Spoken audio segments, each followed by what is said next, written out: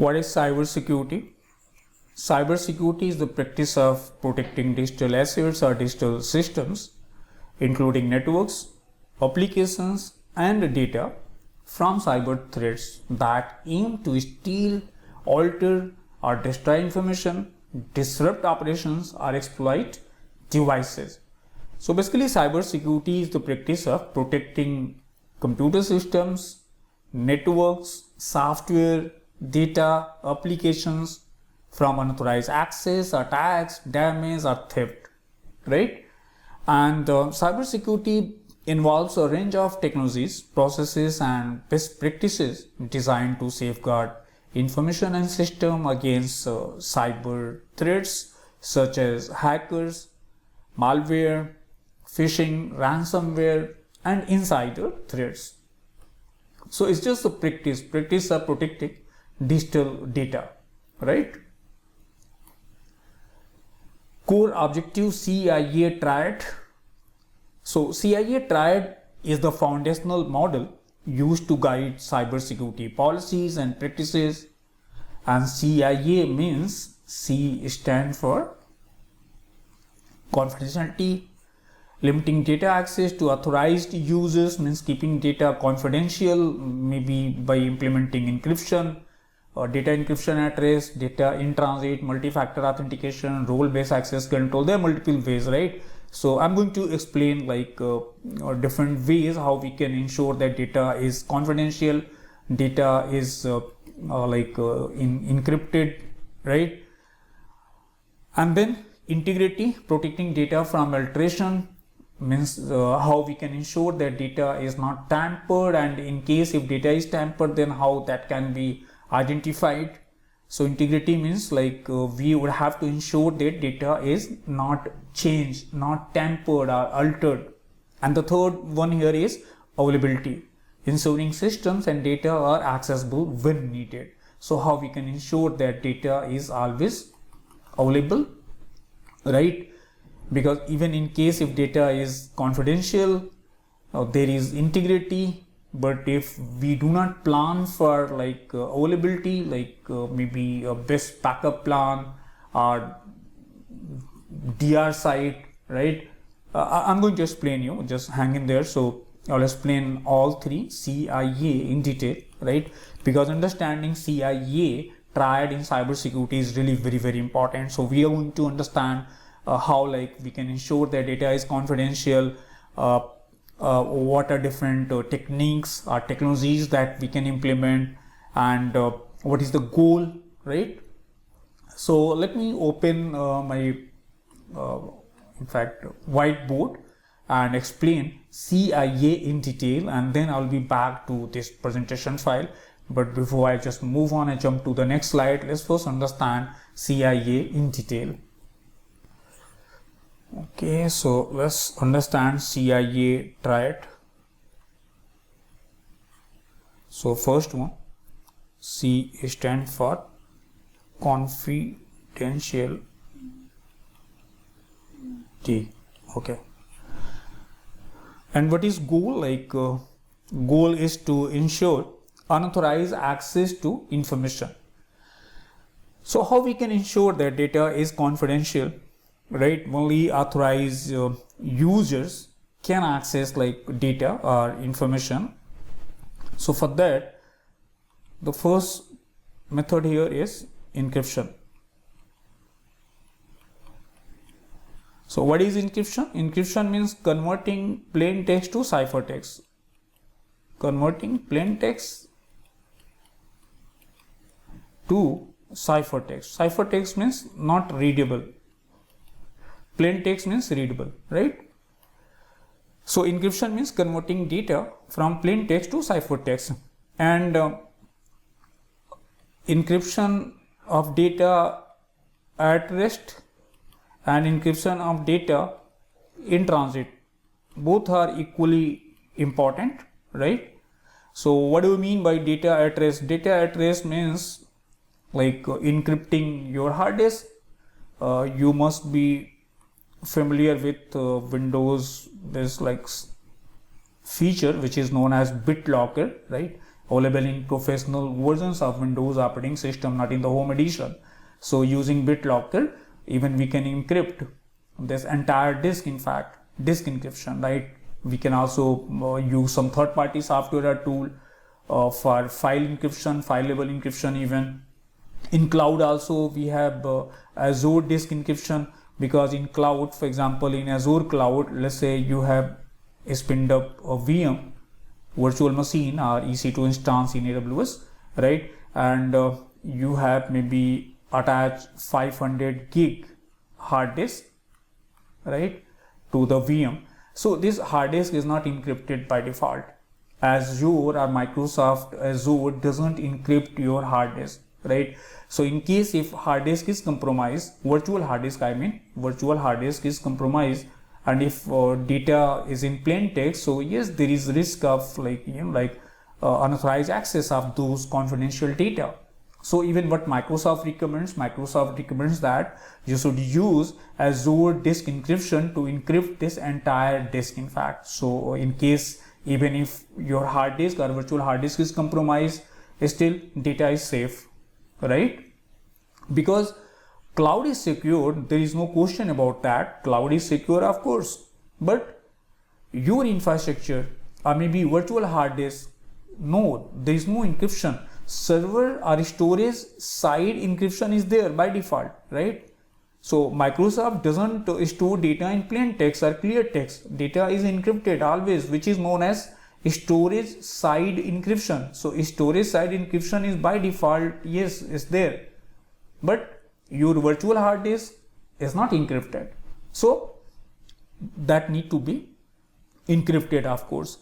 And data in transit means wherever possible, using secure communication protocol. Whenever you are transferring data from one system to another system using insecure transport like internet or maybe any other transport which is not secure, or public transport, so make sure that data is never transferred in clear text, right? You should never use FTP, you should never use HTTP, no. You should never use telnet. Why? Because data is always transferred in clear text. So what we should do? We should use secure file transfer protocol, secure HTTP, which is HTTPS SSH instead of telnet. So first method is encryption, right? So encryption, yes, ensure that data is confidential. And another important aspect here is access control. Access control policy means only authorized users can access sensitive or confidential data. So we can implement role-based access control. Even also multi-factor authentication for user, yes, important. If possible, then biometric, yes, right. And even there are some third-party solutions also we can use for that purpose. There are third-party solutions like PAM solution, Privileged Access Management. In Azure, we have PIM, Privileged Identity Management, Just-in-Time Access. Or in AWS, we have Identity Access Management. There are some third-party solutions, third-party tools like CyberArk is another very well known in PAM, Privileged Access Management, right? So let me give you a high level overview of PIM or PAM. So let me make room for me here, right?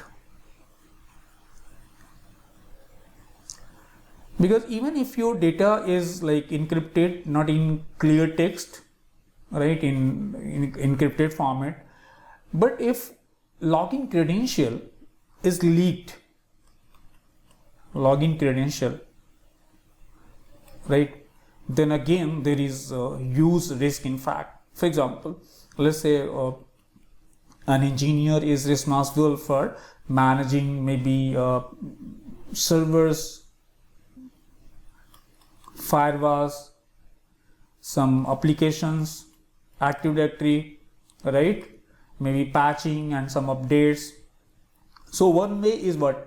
just logging to a remote system, maybe Windows, then RDP access or SSH to the system, right? Login with the credential and then performing some patch management and some other task, right? So now this user, like engineer, will have to remember different credentials, username, password, and even if unknowingly or inadvertently, let's say username, password, both are compromised or leaked, then there is a huge risk here, right?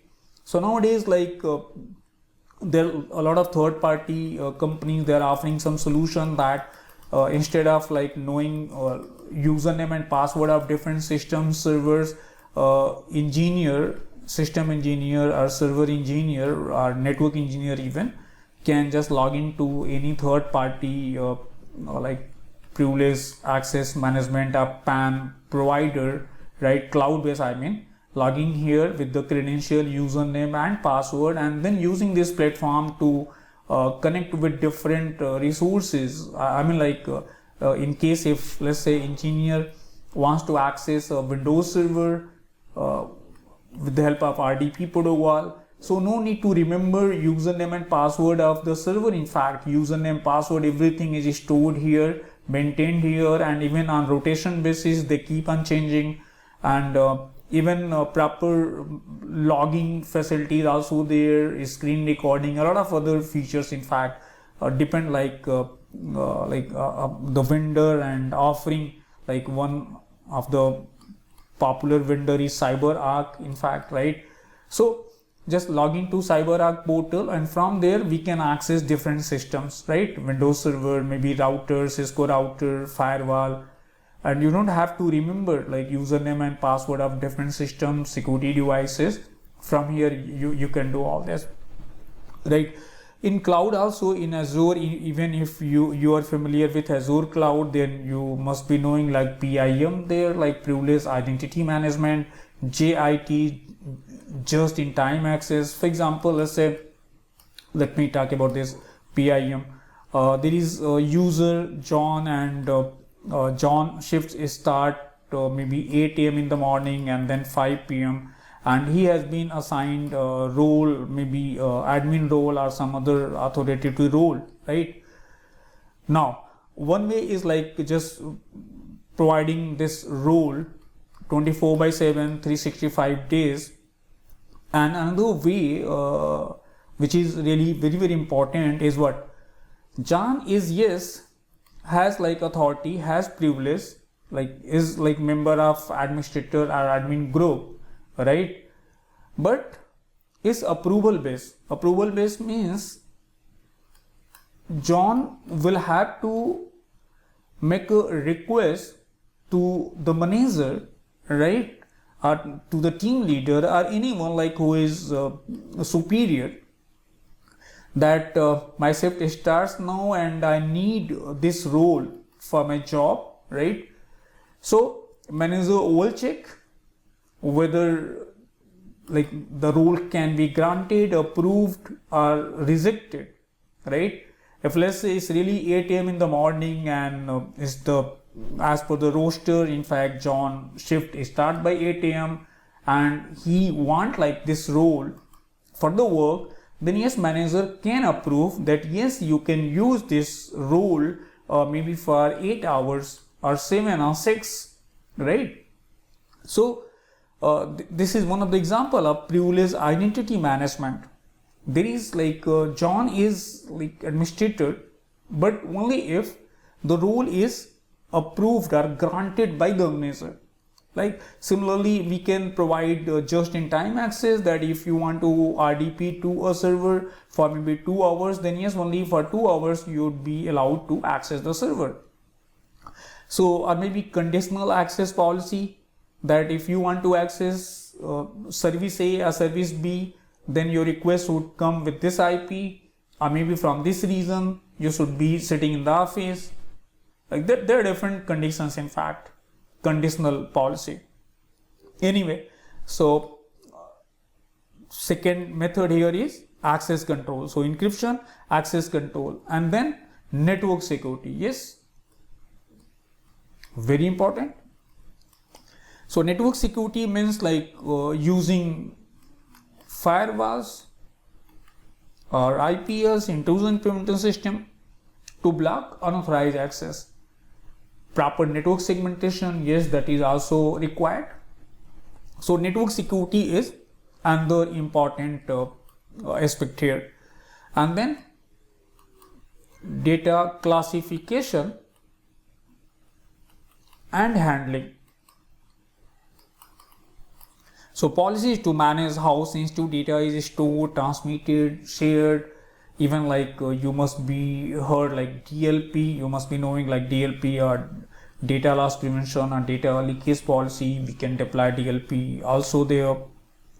So there are different ways, I mean, like which can be used to ensure that data is confidential, data is like encrypted, not in plain text. All right, and then next one is in CIA Triad. Next one is integrity.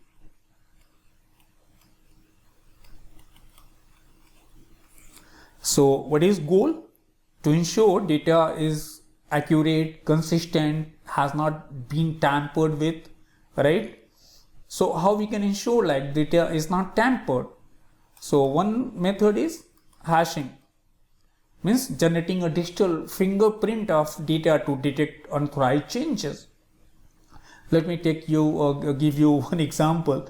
So let's say if you want to send maybe a letter to someone, this envelope, however nowadays is very rare, only letters are sent only by government authorities nowadays, right? Not very common. But let us assume hypothetically you want to securely send some message to someone. So you have written a letter, right? And then this letter is inside an envelope, right? And with the pen, in fact, if you like just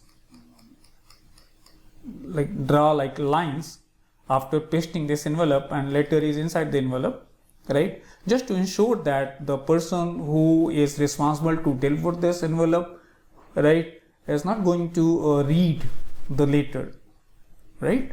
Means just you want to ensure that there is no tampering, tamper proof. Okay, so now if the person like a courier boy or anyone like who is responsible to take this envelope from one person to another person, right, if tries to read the letter content, so one way is just like opening this envelope, right, is properly pasted here. Yes, somehow if he manages to open the envelope and to read the letter inside, then what would happen next then? Again, after putting letter inside the envelope, right, and pasting, of course, like there will be mismatch of line, right? Because paper means will be shrink it even, right? So no way like I mean like there's no way to paste this again in a same way. I mean like matching like lines, in fact. Okay, I hope you understand my point.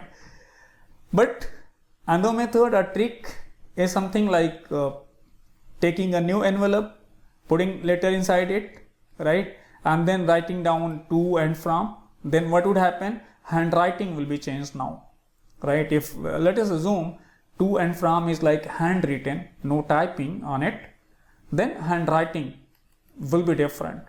So it's something like a way to ensure that like letter is securely delivered to the like intended recipient. In fact, no one has read during transport.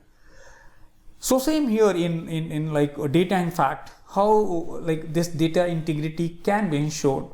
So if running like some algo, maybe message digest 5, SHA-1, SHA-256, and there are some other SHA-1 and MD5 both have become now obsoleted. out of date, but SHA-256 is commonly used nowadays. So using any hashing method or hashing algorithm, if the hash value is computed of data, right? So any change in the data means there will be change in the hash value, because hash value means like fixed length value of the data is different than the encryption, right? No matter like whether how many characters are there in the data, hash value length would remain same. Fixed length value is computed.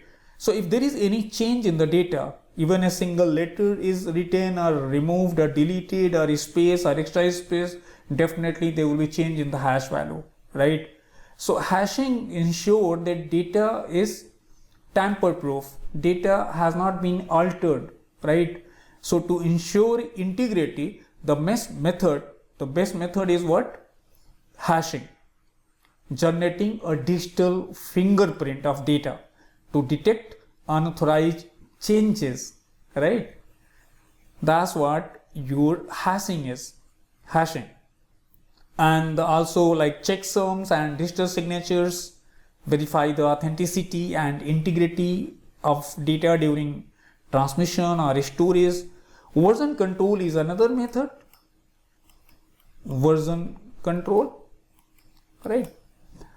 And in Windows even we have object audit policy. So audit policy also ensure that file has been changed. If there is any change in the file, then immediately a log message will get triggered, and we can view that in event viewer. We can know like who has like accessed the data, when like data was changed or file content was changed, right? Or file integrity monitor, FIM is another method in fact. So there are different ways to ensure that data is not tampered, and even in case if tampered, changed, altered, then definitely we should come to know, right?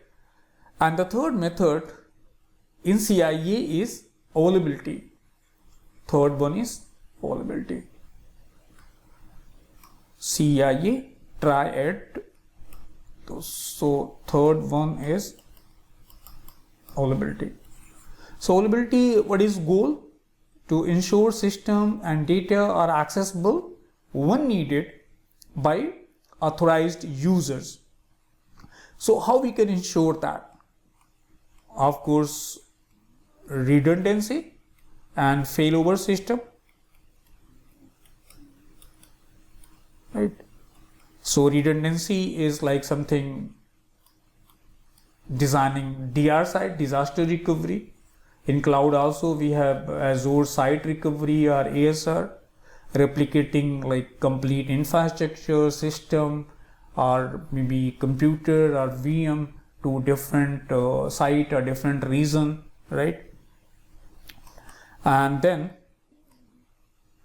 regular maintenance. Yes, DDoS protection is very important. Rate limiting, right? So they all need to be implemented properly to ensure that data is available when needed by authorized users, right? So, and recently, even if you have heard about this AWS outage in a specific region, US East region, right? Even in cloud, in one region, geographical location, generally we find minimum 3 cluster of data centers, all connected with low latency optical fiber cable. And in US East region, this is the primary region, the main region from where AWS has started off cloud services. So in US East region, total there are 6 cluster of data centers, and we call them availability zones, right? Recently, just day before yesterday, right, we found that like there was a major outage in US East region, and a lot of services were affected, and the database like DynamoDB and right? Because of like unavailability of DynamoDB, and the issue was like DNS resolution, right? Because services also have a fully qualified domain name, they need to be resolved to IP address using DNS. So there was some monitoring related issue, DNS failure, right? And because of that, there was a huge outage for 2 to 3 hours, right? In a specific region in US East region, in spite of like total being there 6 availability zones, 6 data centers or cluster of data centers, and they are very far from each other, connected with low latency optical fiber cable, right? So generally what we think, we think that okay, since there are 3 or 5 or 4 or 6 availability zones, so we can utilize like different availability zones in the same region, right? But what happens if there is some outage or failure in entire region, right? So even 3 or 6 data center or cluster of data centers are not going to help you out, because if there is outage in entire region, means all availability zones, means data centers would get affected. And that's what happened in fact, right, recently in AWS, the major leading cloud computing provider, and in US East region, the main region in fact, right? So in cloud also, what we generally plan, we plan for a redundant site, recovery site, right? But completely different region, not in the same region. Means if my primary site is in maybe India region, my primary site region is India, so definitely I will plan for some US East or US West region as a DR site, because if there is any outage in one region, so that won't affect another region, right? Just distributing resources across different availability zones within the same region will never help you out if there is outage in that region.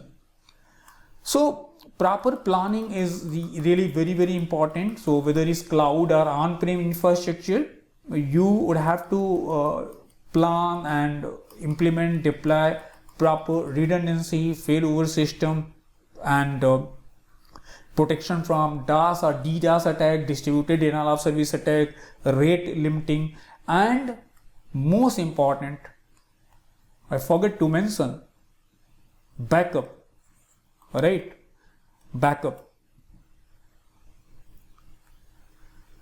3:2:1 backup policy. So 3 copies of your data store them on 2 different media types, like one may be hard disk or tape drive and another cloud, and then keep 1 copy off-site, right? But modern backup policy or backup strategy is 3:2:1:1:0, right? Means immutable backup copy, immutable, and 0 errors at the time of recovery or restore. So what is exactly immutable? So immutable backup is something, if there is any change in data, in primary data, so backup data will not be changed. I mean, like let me put it this way. Let's say here server, and backup, offsite backup is like Azure cloud. Here we have a storage account and their binary large object or blob. So in Azure cloud, there is continuous backup of data, right? So 1 copy is being sent to Azure cloud as a storage, right? So in Azure, whenever we just create a storage account, then there we have option to enable immutable copy or immutable data. What is that? So let's say here like there is a file 1.doc, right? File is saved here in cloud, and if there is ransomware attack, then what ransomware does, ransomware rewrites data to ciphertext. Data means is encrypted, right? So original data is encrypted.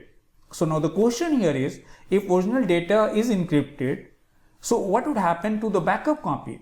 Because there is online, I mean like server is connected to the Azure cloud associated here. So data in cloud will also be encrypted then, because if that happens, then there is no point of taking the backup, because if there is ransomware attack, then both your original data and backup data both will get corrupted, encrypted I mean. But that would never happen. Why? If immutable copy or immutable data is enabled, because immutable means what? Data is written once, write once, read many, WORM. Data is written once only, right? Means data is stored here will not be encrypted. So still we have the recovery plan, we have the data backup copy here. So safely we can restore, we can recover data from the cloud because of this immutable copy, right? And now if you ask me like what would happen if there is any change in the file, then that change will not get reflected to the cloud.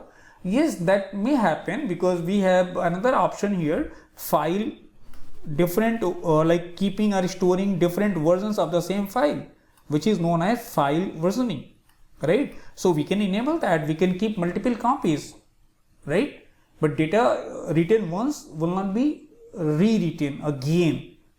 And how long? Maybe we can configure it here, 7 days or 10 days, up to us in fact, right? So nowadays proper backup planning means not only following this 3:2:1, but also ensuring that at least one copy should be immutable. Immutable means cannot be changed or cannot be deleted, okay? So there should be proper backup planning. So that's the third part, availability. So I hope you understand what exactly CIA means in cybersecurity. CIA Triad, right? CIA Triad means like keeping data confidential, integrity and availability, right? All right, so let me go back to the PPT now. All right, so yes, we understand what does CIA stand for. A key component of maintaining confidentiality is making sure that people without proper authorization are prevented from accessing assets or digital assets rather. To fight against breaches, you can classify, label restricted data, you can enforce control policies or role-based control, encrypt data, yes, MFA, multi-factor authentication system. Integrity involves making sure your data is trustworthy and free from tampering. To protect the integrity of your data, you can use hashing, encryption, digital certificates, digital signature. There are different ways like to ensure this, like that data is not tampered or altered. Availability, even if data is kept confidential and its integrity maintained, it is often useless unless it is available to those in the organization and the customer they serve. To ensure availability, organizations can use redundant networks, servers, applications. These can be programmed to become available when the primary system has been disrupted or broken, right? So that can be configured, right? Cybersecurity importance and career scope, secure sensitive data and IT infrastructure, maintains business continuity and customer trust, ensure compliance with laws and regulations, vital for nation state security, especially in finance, healthcare, government, definitely. Career scope, so there are different options, like maybe starting as a SOC analyst, security operations center analyst, red teaming, or pen tester, VAPT or pen tester, blue teaming, like blue means like protection, right? And red team means like exploitation, or incident response, cloud security engineer or cloud security architect, and the top role is Chief Information Security Officer. In SOC also, like the first label is basically analyst. We will understand this SOC in detail later on, not in this module of course. And in again here, like you may find L1 or L2, then the next label is administrator role, SOC admin, again L1, L2, then manager, and the top one is of course CISO, Chief Information Security Officer. So in security analyst also there are multiple labels in fact, right? And another area wherein like you can focus is like information security, like maybe going for some semi technical or more of like auditing and creating, managing policies like CISO, CSSP, CISM. There are multiple in fact certifications, training, right? Cyber threat landscape, evolving threats and challenges. So first one is like phishing and social engineering, deceptive communication to trick users into revealing credential, common most threat in fact. Another one is ransomware, encrypts data and demands cryptocurrency ransom for decryption key, right? So ransomware is again very prominent in fact. Social engineering is still the trending one in fact, trending. DDoS, overwhelmed server to cause denial of service. So you understand DDoS, like distributed denial of service attack, right? So can be volumetric, amplification attack, SYN flooding attack, ICMP, ping of death, right? There are different like DDoS attacks in fact. Layer 7 DOS attack, like HTTP based attack in fact, to harm like a web server. Man in the middle attack, again here like maybe SSL stripping, RP spoofing or DHCP spoofing, right? So man in the middle is another very common most attack type. Insider threats, like implies or contractors misuse access unintentionally or maliciously. So that's another threat in fact. We will understand in detail. So not to worry even if you don't understand what exactly MITM, DDoS attack. So there is one dedicated section for this network based attack simulation, right? So we will understand network attacks in detail, and for attack we would use Kali Linux, because in Kali Linux like there are a lot of built-in tools in fact, like for MAC flooding we have MacOff. Then for DHCP spoofing also DHCP starve, and for what another one is RP spoofing. Yes, we have another tool for that also. So we can easily launch attack using Kali Linux, and we can do simulation in the lab environment, right? So very much possible, like man in the middle attack. And APTs, like advanced persistent threat, long-term stealthy attacks often by nation state actors. So they are known as APTs. Supply chain attacks, tampering through vendor software or infrastructure.